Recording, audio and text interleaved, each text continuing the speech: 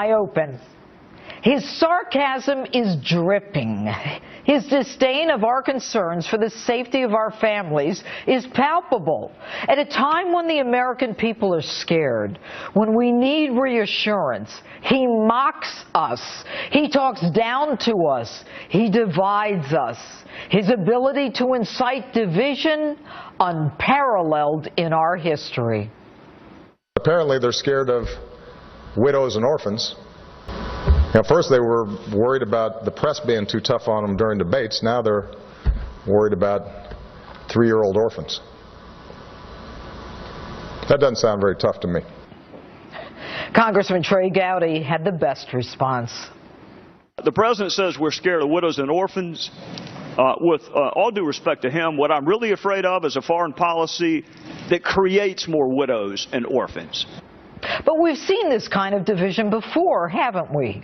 In Ferguson, stoking the flames of racial hatred, chaos, and unrest. And when the ball is in his court, he can't bring a civil violation.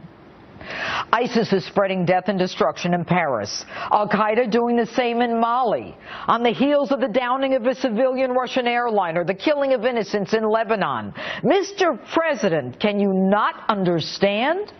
We're scared. All we want is the truth. No unsubstantiated narratives. Al-Qaeda's on the run. ISIS is a JV team. The day before the Paris attack, you're crowing ISIS is contained. And that genius sidekick Kerry of yours says we're winning and ISIS is losing. We're not afraid of the truth. What we are afraid of are radical Islamists, Muslim terrorists who seek to hide among Syrians to enter our homeland. And instead of reassuring us, you say we're popping off? You're more angry with reporters who are asking questions on our behalf than you are the ISIS barbarians. And you preach what our values should be, that we can't slam the door on refugees as if we're cold-hearted creatures. You yourself said we spend more than any other country on humanitarian aid. And don't play the religion card that we're not Christian if we don't do what you want.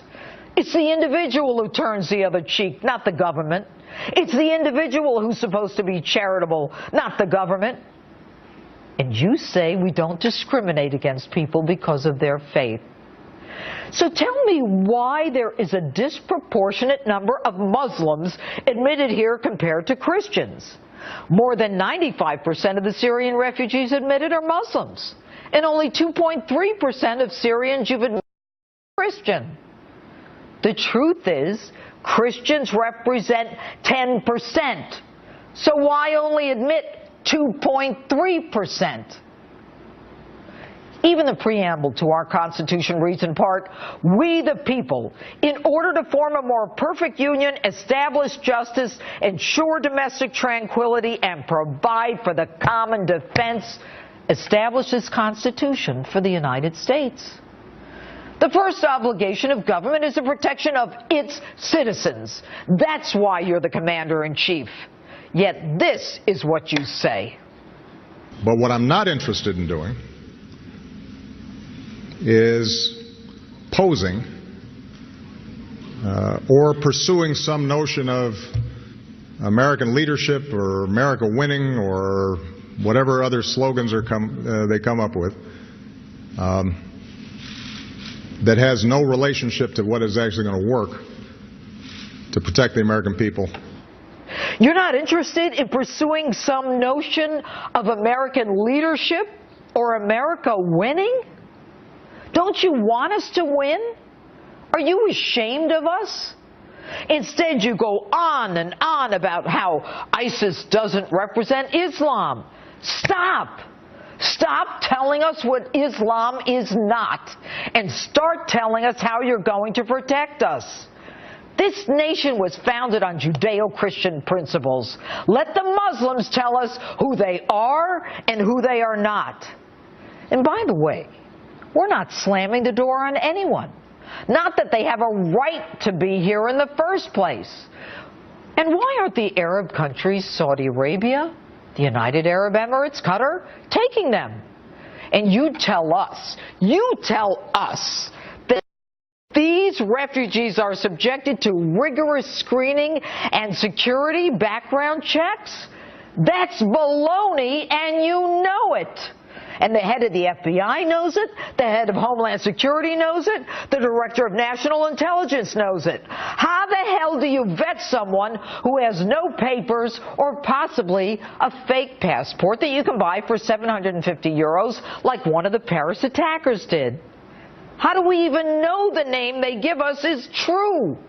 What are you going to do? Call 1-800-ASSAD and say, look, I know we're trying to kill you, and I know you're not scared of me and you're busy with a civil war, but can you have your clerk check her records to see if Mohammed is a terrorist? And even if you got that call through, I wouldn't believe you because you've already proven you're not capable of protecting us.